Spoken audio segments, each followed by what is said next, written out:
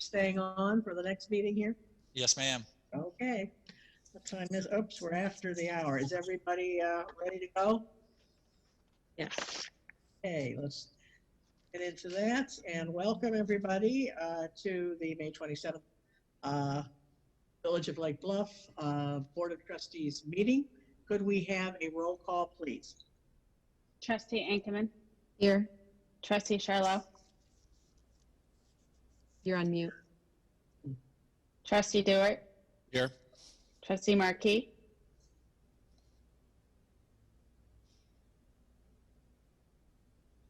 You on mute? I don't see her. We lost her. Okay, all right. Trustee Toll. Here. Hopefully she'll pop up in a minute. All right, we do have the consideration of the Pledge of Allegiance. And if everyone would please stand or for the pledge, that would be great. Pledge allegiance to the flag Flag of the United States of America, the republic for which it stands, one nation, under God, indivisible, indivisible, liberty, with liberty and justice for all. Thank you. Okay, we have consideration of the minutes of the May 11th, 2020 Village Board meeting. Do I have a motion to accept? So moved. So moved. Thank you, Ms. Ankerman. Do I have a second? Second. A second by Mr. Toll. Are there any additions, corrections to this? All right, roll call, please. Trustee Ankerman. Aye. Trustee Charlo. Aye. Trustee Dewart. Aye. Trustee Markey. Trustee Meyer. Aye. Trustee Toll. Aye. Okay, Trustee Markey is still not with us. Ma'am. She'll be back in a minute. I want to check on that. Thank you. Village Board President set aside 15 minutes for any member of the audience or community who might like to speak on an item that is not on tonight's agenda. Do we have anybody that would like to do so?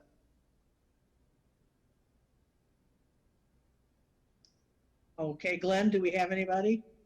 Yes, ma'am, we do. All right, they just speak up and say their name and let us know what they would like to talk about. Jim Newton, we're recognizing you. You have to unmute your mic. Can everyone hear? Can everyone hear me? Yes. Oh, thank you.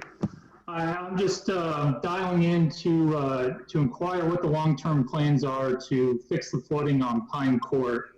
I sent everyone an email over the last week, and on May 17th, they experienced a major flood.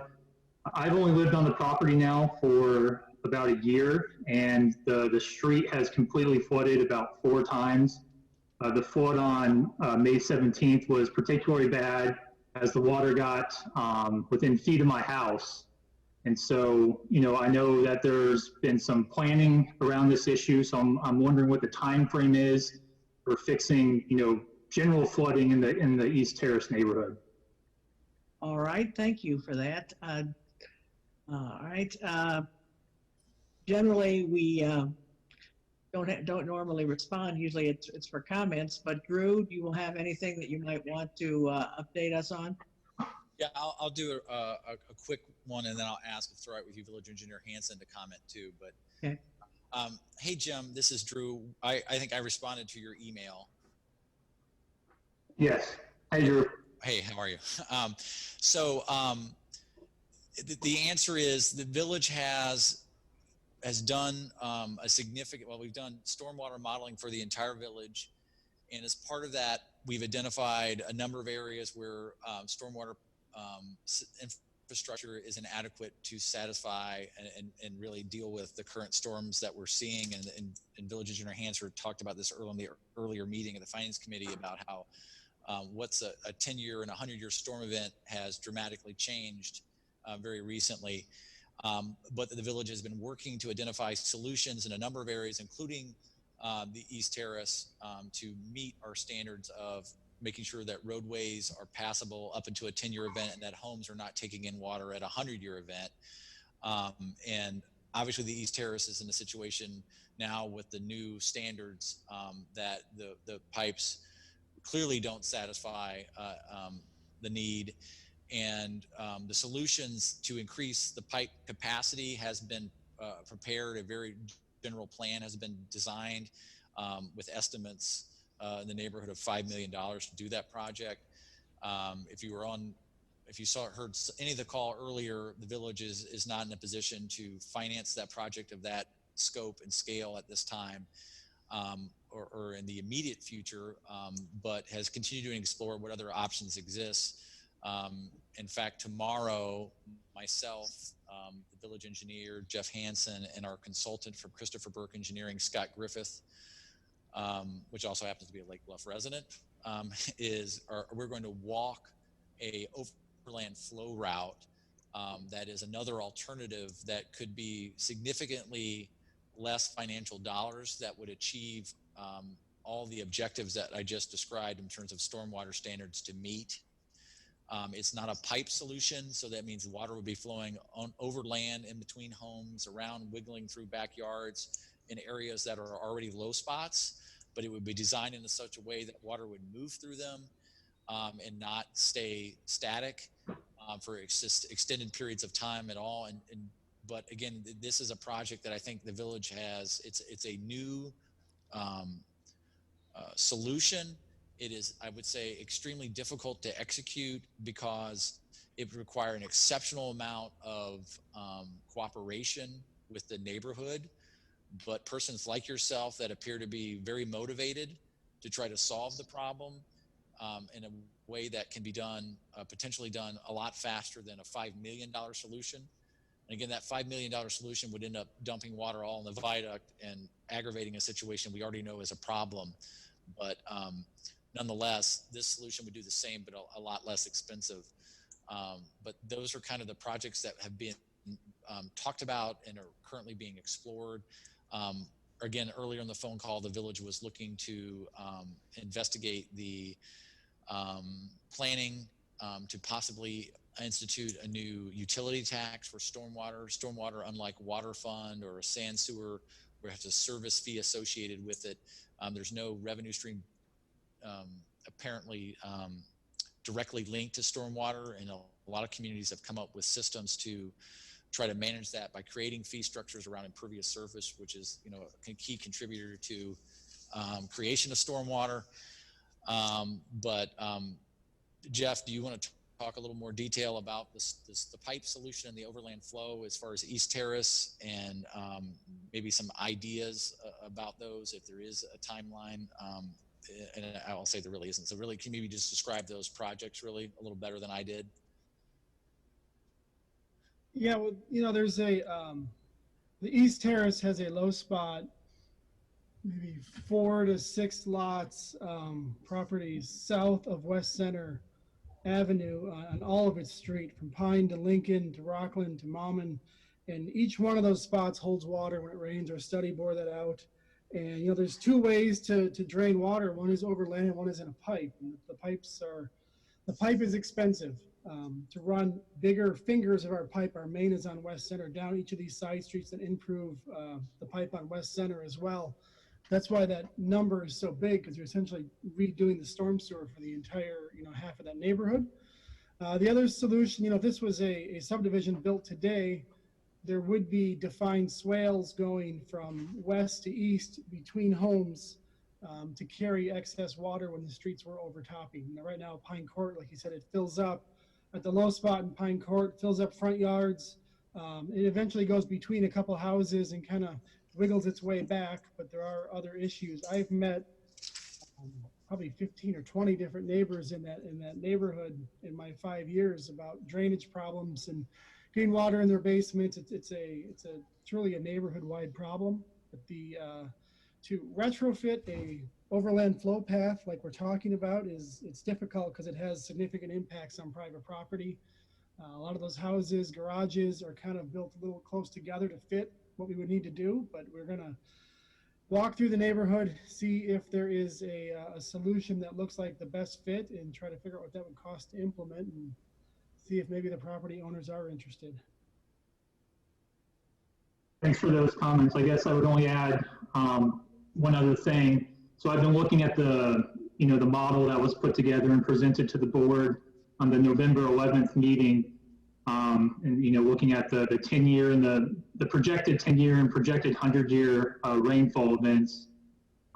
So the rain on the 17th or whenever, I've forgotten the date now, was modest compared to even the old 10-year standard. I think we got 1.4 inches of rain about in 2 hours.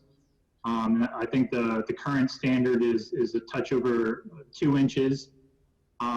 And even then, we were seeing rain or filling of the basin that seemed to match closer to what is projected to be the 100-year rainfall. There was large overland flows coming down Green Bay Road all the way to Pine in front of my property. And then there's also several houses who've recently put in pumps to pump to the street. And according to at least the current model, there shouldn't be water back there, but obviously there is. So I was wondering, I know there was talk that some surveys were done in the past and when creating the model, but what are you going to do to ensure that the model is actually accurately capturing all the rainflow or rainfall, excuse me? Jeff, I know you know the answer to that. Yeah, I guess I'm not sure what you mean by the model, but our project only modeled larger pipes. It has an assumption in there that water that you're referring to between Green Bay and Pine is making its way to Pine. The pump that you're talking about, that pumps out basically a lake in somebody's backyard. If they were not to pump that out, that lake would sit full, it would rain, all that water would just flow over land anyway. So we don't really feel that impacts Pine Court very much, but so that water is assumed to get to Pine Court in the models that we have done. I guess my point is the lake doesn't appear to be in the model, in the spots that people are pumping out of. So I'm worried that the model is underrepresenting what the actual rainfall and flow is. So is there going to be any opportunity for public comment, later on as the model continues to be developed? The model is pretty complete. We can talk tomorrow if you want to go more into detail on that. The model, like I said, assumes that all the water gets there, so it is kind of the worst case scenario model. It ignores small depressions and other little storage areas that may exist. So I feel like the model represents all that water getting there. I can talk to you more in the future about the process and how those models are developed. Yeah, I'll follow up with an email. It's like I said, I've been looking at the model, and it doesn't really seem to be matching up with the observations of people in the neighborhood. So we want to make sure that all the water is actually being captured as the board continues to plan different solutions. Jim, and let me add this. Jeff, would you speak to like the next steps? Let's say that there's an overland flow route that makes sense that we think the neighborhood would consider. The next step we've talked about would be surveying work to get some real field data to help ensure that the thing will flow like we would anticipate, correct? In terms of collecting more data, and maybe that would help Mr. Newton's question.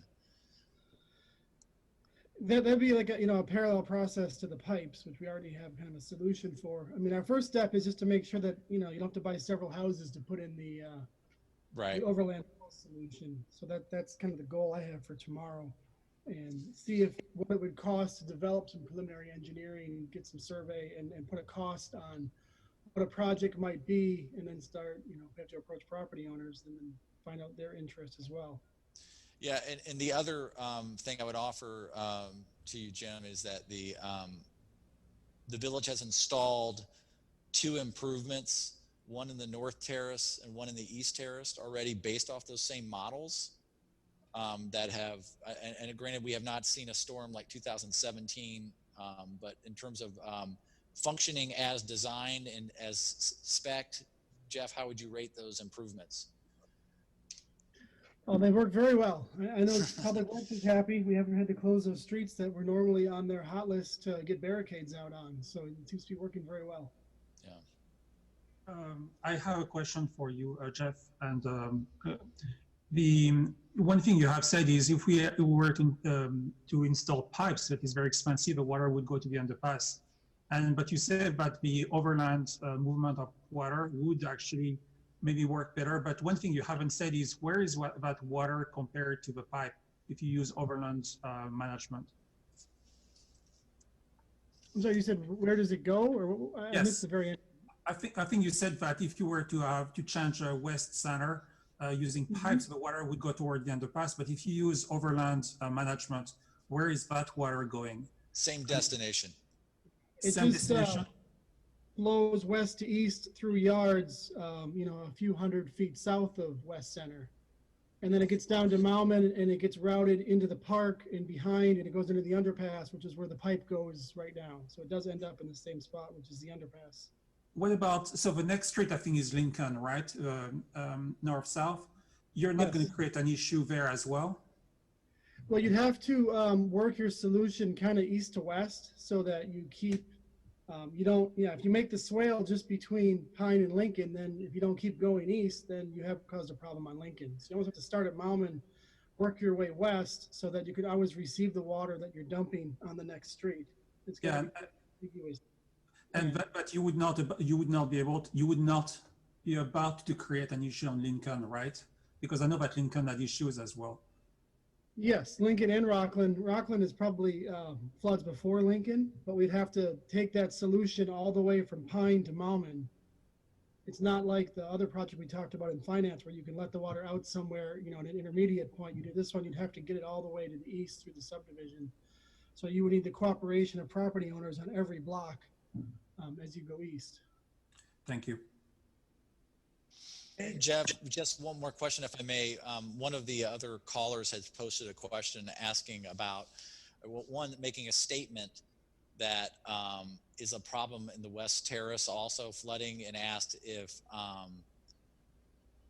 is there a plan to do work in the West Terrace as well? Could you touch on that, please? Our model isn't as developed in the West Terrace as far as plans to improve that storm sewer. We have a good handle on where it goes. I know that system doesn't meet our new standards or our standards, but no, we don't have anything nearly as developed for the West Terrace at this point. Right. Okay. Is anyone else wishing to make a comment?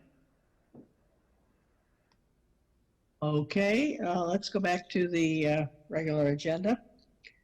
At this point, we're not going to change the order of the meeting as it's relatively short on the agendas what we have. We'll ask the village administrator for his report. I will save all my comments for item 10, if that's all right with everybody. But happy to answer any questions. Yes, item 10 is always good. Okay, village attorney's report. And I believe tonight you do have a report for us. We're in historic times, so yes, I do have a report. Well, this is historic, please. So it's a procedural issue, but one you should all be aware of.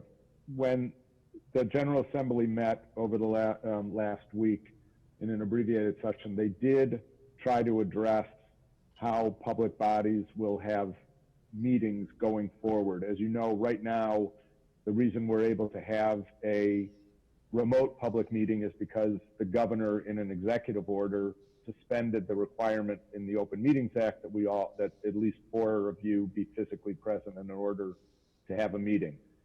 We haven't had that requirement, so we've been able to do remote meetings. The governor's authority, as you may know, has been challenged in court, in several courts in Illinois. The General Assembly tried to memorialize what the governor did and amended the Open Meetings Act to add a new Section 7E, which basically says that public bodies can continue to meet or can meet without having a quorum physically present, without having anybody physically present, so long as certain conditions are met. The conditions are pretty much the conditions we've been operating under. So the governor has issued a disaster declaration. The one little additional requirement is that the village president would have to make a specific finding that it's not practical or prudent for a quorum to be physically present. The village president can do that without an emergency declaration. That can just be orally done at the beginning of the meeting. And I'll explain if and when we have to do that. The other change is that unless the governor does something, which I'll explain, it will be required when and if this law is signed, that at least one member of the public body or the village administrator or the village attorney be physically present at the village hall for the meeting. If the governor, in an executive order, which we think he will do, but we're not sure, says that it is unfeasible to have that requirement, then nobody has to be there, similar to what we're operating in now. So we have to wait and see what the governor does with regard to his next executive order, which we're expecting before the end of the week, because his current one expires at the end of the week. And he needs to issue a new one, of course, to implement phase 3 of the Restore Illinois plan, which everybody anticipates he will do before the end of the week. The new section also requires, as we've been doing, roll call votes on all votes. And it would mandate that the open session have a verbatim recording, which we do, but of course the statute right now only requires closed sessions to have verbatim recording. So all that said, we can continue to operate now as we've been operating. We don't know when the governor will sign this new bill. So we will let you know before the next meeting what rules we're operating under and if there are any changes that we need to make. Okay. Happy to answer any questions. Any questions for our attorney? Okay, hearing none. Thank you, Steve, very much. Thank you. Peter? Okay, all right. We now have under the village president's report, extension of the village president's declaration of civil emergencies. I have a consideration of a motion to extend that declaration. Do I have an approval for that motion? So moved. Thank you, Mr. Dewar. Do I have a second? Second. A second, Mr. Charlot. Thank you. Oh, go ahead. You're going to read it. I'm sorry. Go ahead. Well, I think, I think most of us know it, but there may be somebody out there who doesn't understand it, so I would like to read it.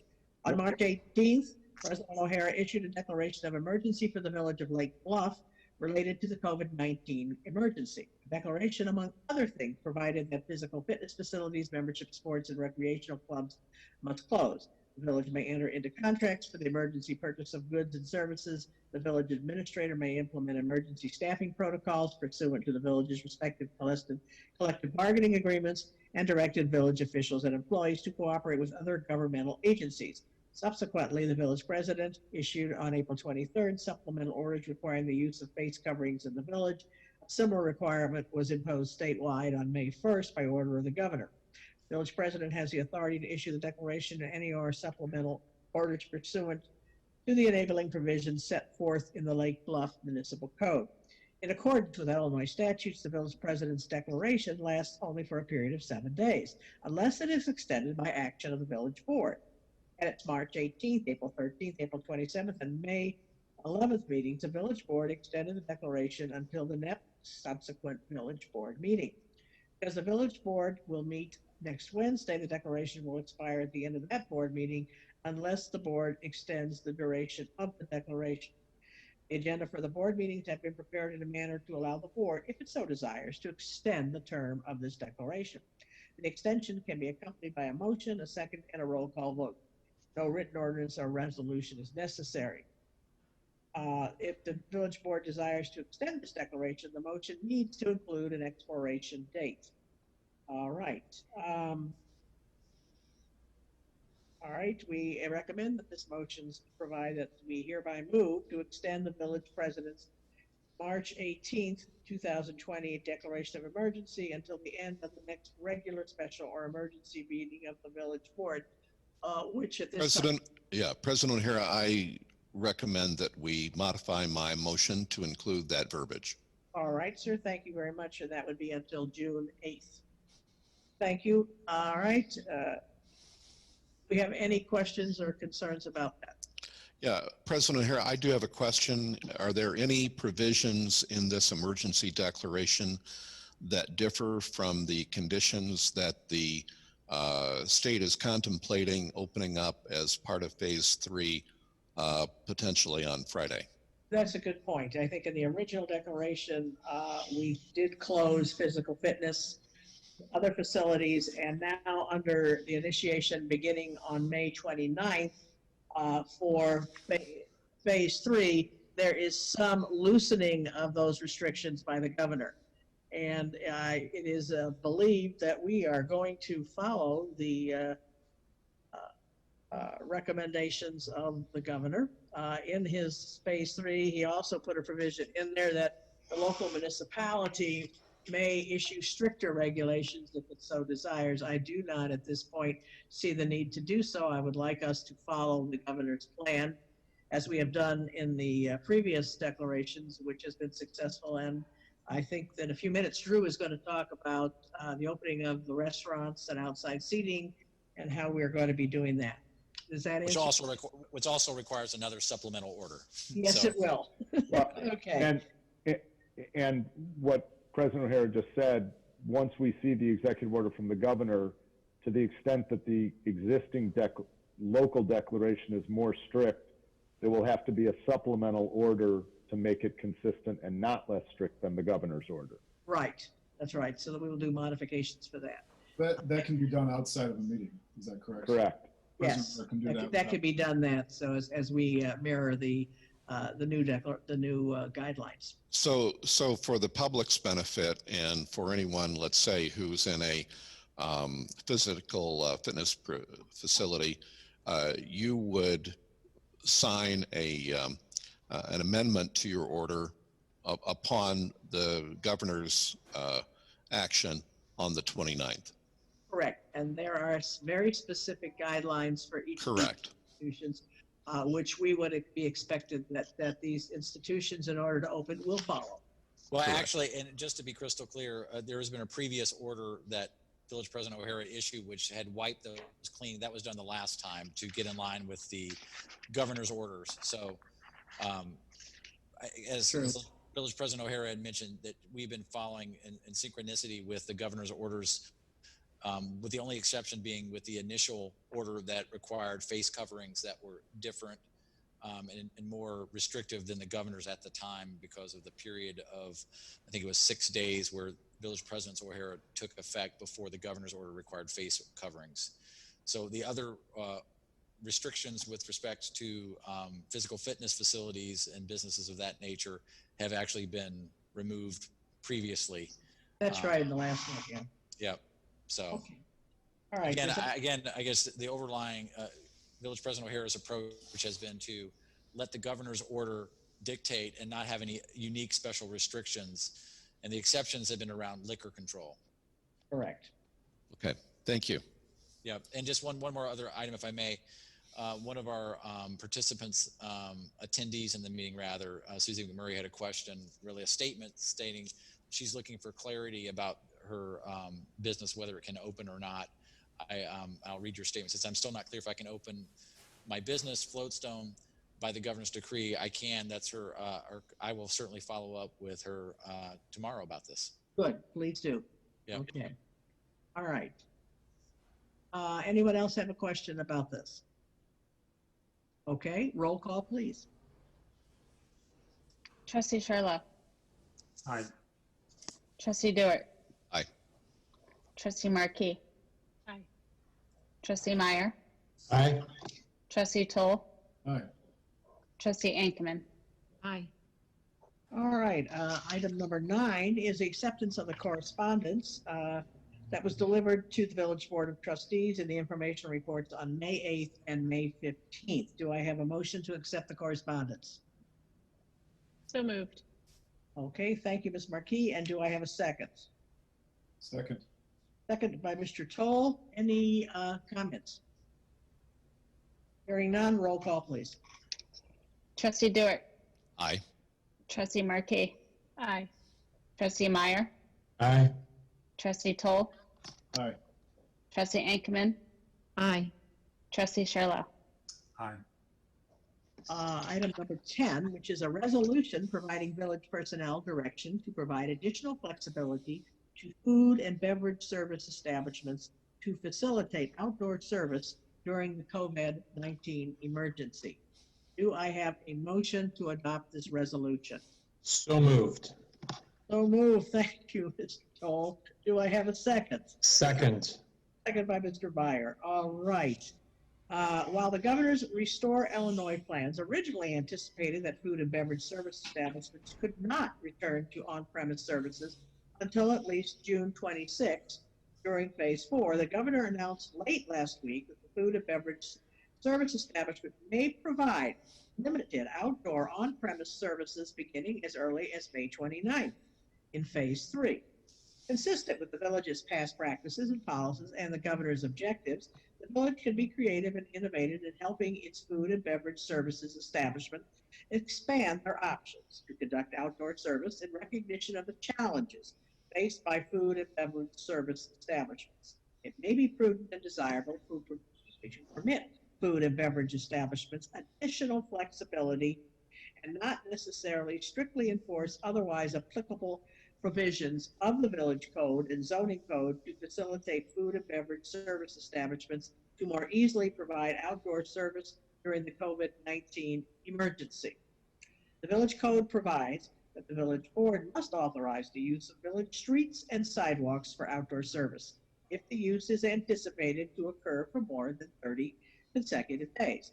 The attached resolution authorizes and directs village staff and the village administrator to permit food and beverage industries operate on village property pursuant to reasonable conditions for the next 90 days or until the governor authorizes food and beverage service establishments to resume indoor on-premise services. Drew, I'm going to ask you to kind of elaborate on this, if you will. Yeah, and just to be clear, there's 7 different attachments to this cover memo.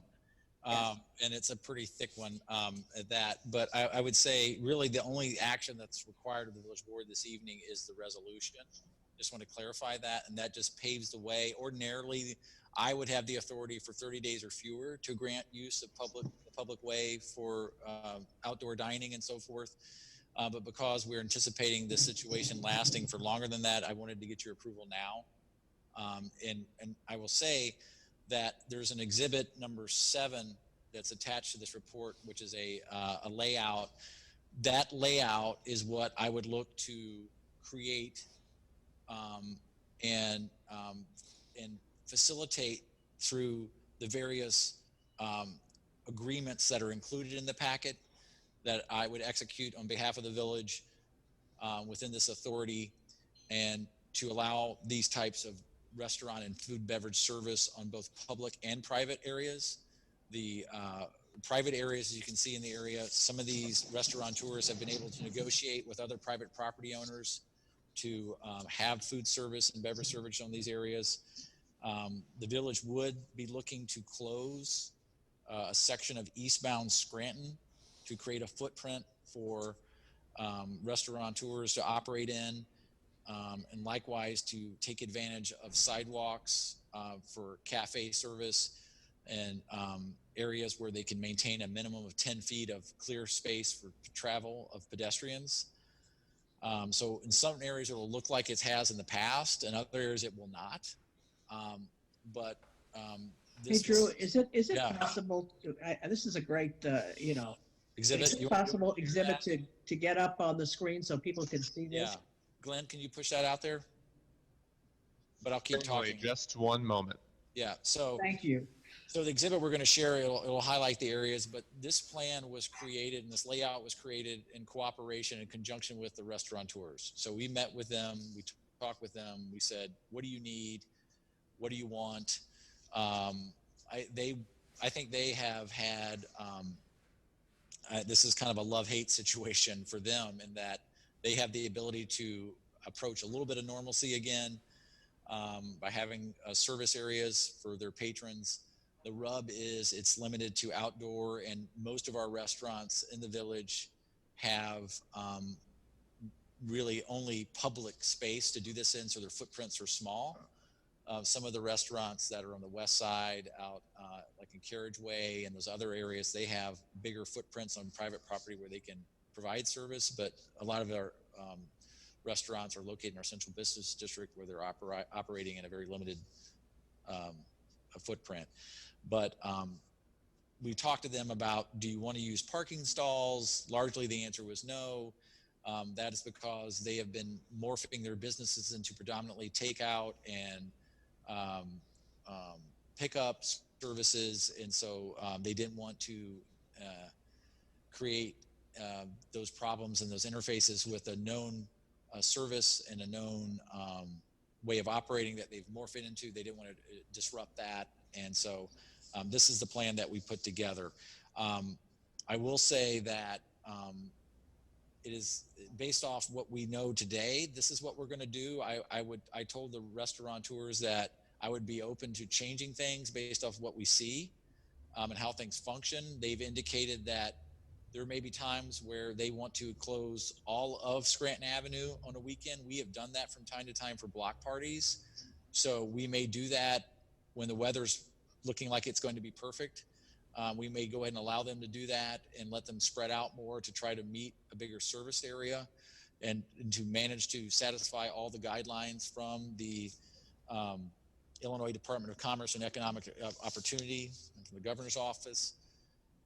But this is, I'll point out where you look at the area on the plan and the west side, very close to Sheridan Road, there's a red area labeled Donati's. If you look on the aerial photograph, there's a large truck park there. That is actually a loading and unloading zone for Block 1, a designated area as part of the development of that building. What Donati's is asking to do is to place a truck there that they could provide delivery to allow patrons to pick up pizza there and serve it and allow them to use that outdoor space there. This is one of those scenarios where I know the code precludes this. This is something that they approached and we talked about. I think this is something where we don't know what the future of restaurants is going to look like. It may include more outposts like this. So the idea of trying to be a little experimental and allowing some of these things to happen, again, this may be for 30 days if the governors, say for some reason they loosen up the regs sooner. But so we thought we use this as a bit of a test tube and do some experimenting and see what shakes out.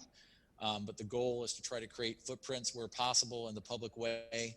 And again, also where restaurateurs have been able to secure private land to facilitate this. We've got these agreements that are exhibits 2 and 3, where we will do conditions similar to what we've done in the past for other outdoor dining in terms of limiting the number of hours of operation to standard times, to limit outdoor music as we've done in the past to certain times and limit amplification thereof, to account for, again, the governor's orders to ensure that, to the best of degree that we can help ensure public safety. Obviously, other limitations we've talked about is making sure that the restaurateurs are in charge of taking care of their own garbage and, again, making sure the area is keep being cleaned in a manner required under the code. Under the governor's requirements. Again, this is going to make sure that we cross our T's and dot our I's. It will require the village president to modify her order to allow outdoor service of alcohol in these areas for those businesses that have licenses and make sure that they comply with all those regulations. Also, it will require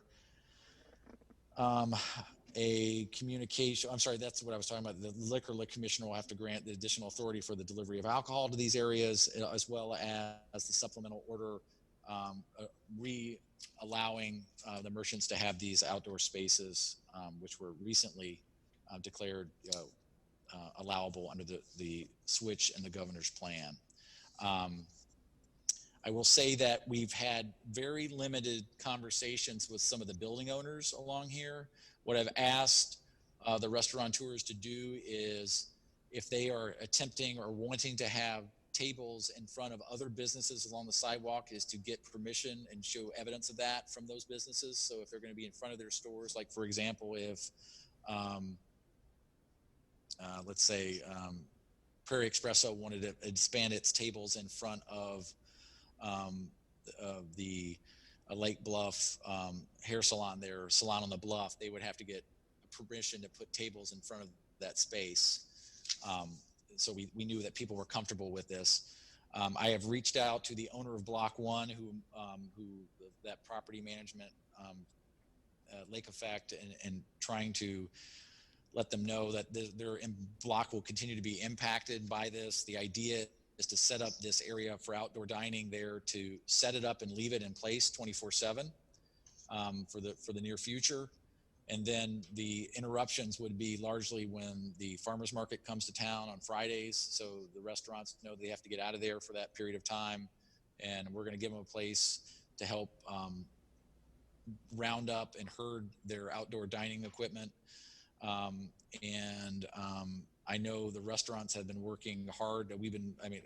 Thankfully we have a very great esprit de corps with our restaurant groups. We've been working and meeting for the last couple weeks on this. They're going to work with each other to help ensure that they're satisfying the governor's guidelines in terms of sanitation of areas, and work together on trash solutions, and even work together. The governor's order does permit outdoor music as part of this, and I think that would be very Lake Bluffy to have that. So we're going to try to find a way to do that as well as part of this, and they're exploring those ways as well. So it's an attempt at normalcy while trying to obviously maintain public health at the same time within the guidelines to the best of all our abilities. I'm grateful that the restaurants have been such creative in their thought and are very involved in this. With rare exception, I've spoken with all of them, with the exception of I've reached out to all of them. I've had, I think, good contact with almost all but 3. I would consider that, and some of those are on the west side. But I think there's ways to facilitate this. I think some restaurants are very aggressive and willing to start and wanting to start as soon as Friday, and as soon as lunch on Friday. So I think I know what the next 24 hours of mine would look like, working with them to ensure that we try to get all the paperwork in to accommodate this.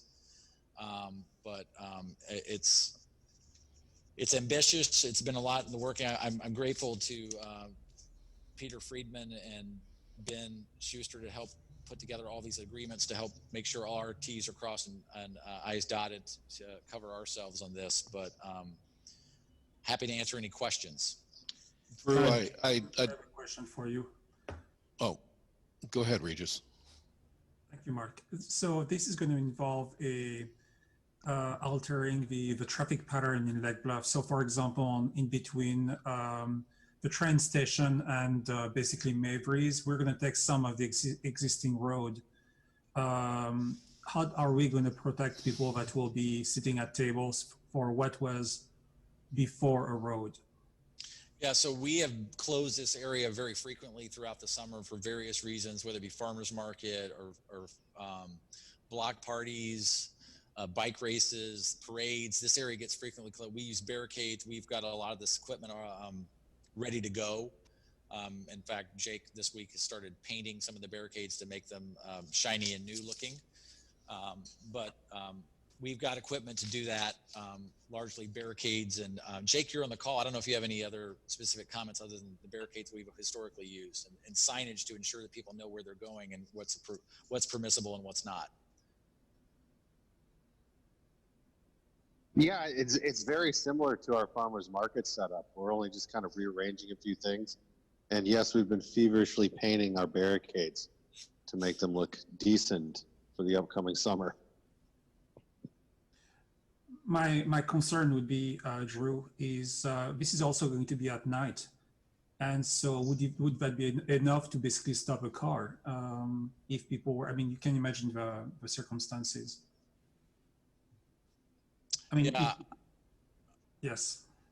We have not explored putting in Jersey barriers or other, I would say, large pieces of concrete. I guess we could look into that. I think this is one of those things where we've had great success so far with what the systems we've been using in the past. Given that this will be for an extended period of time, we can certainly explore more of that, and maybe see. I don't know how easy it is to put our hands on a Jersey barrier. I don't think we have any at our public works facility, do we, Jake? No, and just for FYI, I reached out to our vendor for a lot of our traffic supplies that we get barricades and stuff from, and they are swamped because everybody's starting to open restaurants out on streets. So now there's going to be a limited supply of barricades and things. So anything extra we need to get, we're going to have to plan and work hard to get. Yeah, but we can certainly explore that and see if we can find something, Regis. That would be awesome. Thank you, Drew. And Hey, Drew, this is Bill. My follow-up question to Regis is that since we have an issue that we cannot get a Jersey barrier easily in place, could we, by either President O'Hara's order or otherwise, reduce the speed limit? I'm sure it's already pretty low going through there, but reduce the speed limit as a follow-on, perhaps, precaution, given the circumstance we just discussed. Are you describing on Sheridan Road? No, I think I'm really You're looking talking at Scranton, aren't you there, Bill? exactly, Kathy. Yes, that's the question. Okay. Scranton. I think it's something that we could discuss. Certainly is, how hard would that be to do? Right now, it's what? Is it 20, 25?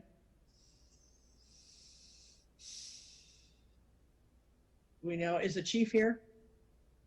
He is. I'm just trying to think. At the most, it's 25 at the most, but people don't travel at that rate of speed typically. I believe it's 25 right now. Mm-hmm. Okay. Chief, do you see any problems that if we put it down to say 20 or 15, is that going to cause a problem in terms of signage or enforcement, or is that necessary in your opinion? I think it would actually create more work than the benefit we're going to get from it. I think people will adjust their speed depending upon the barricades, the people that are out there and whatnot. You might get that one, what would you call it, freak driver that's going to try and make it through quicker, but I think most of the people will conform to what's out there.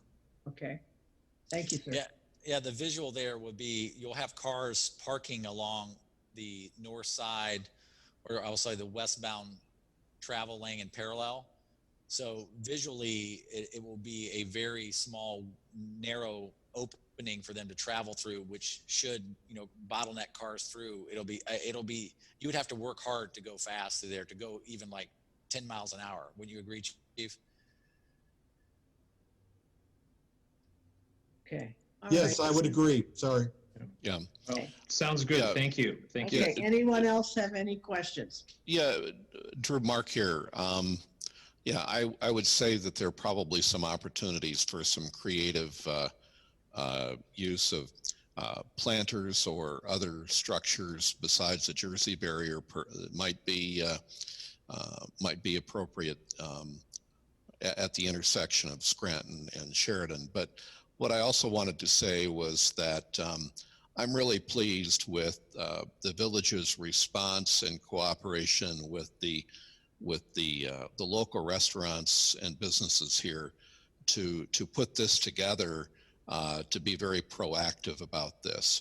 I know there's been some buzz in the community about this, and I felt very confident that you and the businesses were already in discussion and already prepared to move this forward. And kudos to you guys and the team there. I'll second that. Thank you. And I will say so. Remember that it was only last week, and it was late last week when the governor dropped this surprise bomb on everybody. A good bomb, but it was a bomb, and every had to scramble. But I do know that Drew and the restaurateurs have actually been discussing prior to this, so that helped, I think, in helping to formulate. Yeah, we thought we had a month and a half to plan, and we were feeling good about ourselves. I know it's good. Okay. Is there anyone out in the audience, Glenn? Whatever that has a question. Or? President O'Hare, just if I may, to Please. Trustee Dewart's question about creative planters, we looked at even moving the existing village planters off the sidewalk out. Mm-hmm. We were concerned about how fragile they may be and that we may lose more. So we're looking at those types of improvements, some sort of a more punitive barrier, if you will. Yeah, well, that's kind of what I was. If we're looking at a 30, 60, or 90-day horizon here, we probably are looking for something more than a crossbuck. And I echo Regis's concern. Somebody not from here pulling in off of Sheridan, attempting to come eastbound on Scranton, or obviously coming from the other direction would be real problematic for someone from, let's say, Donati's who's trying to sit there. Yeah. They're not prepared for that kind of an eventuality, really. Yeah. And we're trying also to be thoughtful with making sure our firefighters have a good emergency response area to, without creating so many barriers that they can't do what they need to do should something terrible happen either, right? The idea of the building. So anyway, I understand the concerns, and we'll do what we can to try to accommodate those. Okay. Again, I'll say, Glenn, anyone in the outside world have a question or a comment? Certainly. So we did get 3 comments in while Village Administrator Urban was going through his explanation. These are all from Susie McMurray, who's the proprietor of Floatstone. So I'll just read them in order. Okay. The first, I would not expect the village to take away any parking spaces from other businesses for the benefit of only the restaurants. The second, I am typically open in the evening.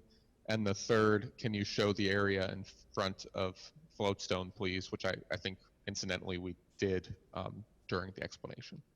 Okay. All right. Okay. I would say that, just to be clear on this with Susie, that so that was one of the things that I know the restaurateurs went back and forth over too. They were trying to be thoughtful of the other businesses. There are a lot of service businesses in there that are also coming back online at the same time. So the idea of how can we not or minimize the impact to the parking volume of parking stalls in the community. So that's why the area that was selected that we would consume parking stalls for the immediate future was to the far west end, and trying not to do anywhere else in the community. So again, trying to maximize the parking opportunities. And certainly, I think immediately in front of Floatstone, there's no plans for taking any of those stalls out of service, Susie. So, okay. Any other questions? All right, I believe it's a roll call vote. Trustee Markey. Aye. Trustee Meyer. Aye. Trustee Toll. Aye. Trustee Ankerman. Aye. Trustee Sherlow. Aye. Trustee Dewar. Aye. Number 11, which is trustees report. Do any of the trustees have anything they want to pontificate on this evening? Okay, hearing none. Executive session. I'm sorry, President O'Hara, before we take up that, if there's no objection from the board, it'd probably be prudent for you to take the executive session meeting minutes first before going into closed session, since we would not have the opportunity to vote in an open session. We are going in to discuss potential pending litigation. But before we do the executive session meeting minutes, if there are no questions, the board can act on those while we're still in open session now, before we adjourn to a closed session. Right, we will do the minutes. That's correct. All right, that's fine. Okay, so we have consideration of the minutes of the May 11, 2020 Executive Board meeting. Do I have a motion to approve? So moved. Thank you, Ms. Ankerman, and a second. Second. Second by Ms. Markey. Any corrections or additions to that? Hearing none, roll call, please. Trustee Meyer, Aye. Trustee Toll, Aye. Trustee Ankman, Aye. Trustee Sherlow, Aye. Trustee Dewart, Aye. Trustee Markey. Aye. All right. I think I can actually adjourn this meeting, can I? We're Or gonna, Executives. Yeah, what, We're gonna, well, this is it, but executive session. 7. Okay, that's right. I thought I could adjourn this and then go into executive session, trying to save some time, but that's okay. All right, so do I have a motion to go into executive session to discuss potential and pending litigation? So moved. So moved by Mr. Charlot. Do I have a second? Second. Second by Mr. Toll. Roll call, please. Trustee Toll, Aye. Trustee Ankman, Aye. Trustee Sherlow, Aye. Trustee Dewart, Aye. Trustee Markey, Aye. Trustee Meyer. Aye. so Glenn, would you remind folks of our next step here? Certainly. So members of the board have an invitation to a separate Zoom meeting where we'll do executive session there. I believe at the conclusion, we'll keep this webinar open. We'll stop broadcasting in the village's public access and so on. At the conclusion of that meeting, as I understand it, Village President O'Hara will come back into the room and she would declare the meeting adjourned, I believe. Okay, all right. I am looking for the I am too. link for that, Mr. right. Cole. I will resend that right now. We Thank would you very appreciate it. much. Thank you very much. All right, go out of this meeting.